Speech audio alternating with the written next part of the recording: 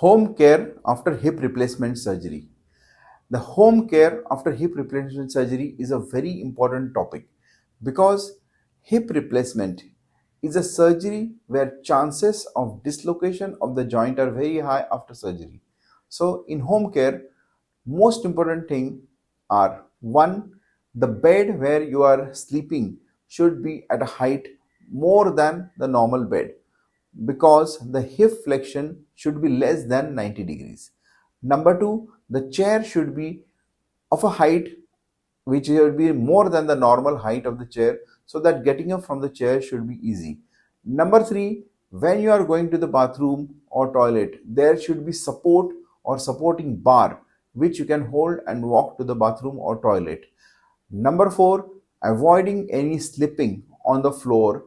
So anti-slip mat in the bathroom, in your living room is very important. And number five, regular physiotherapy at home.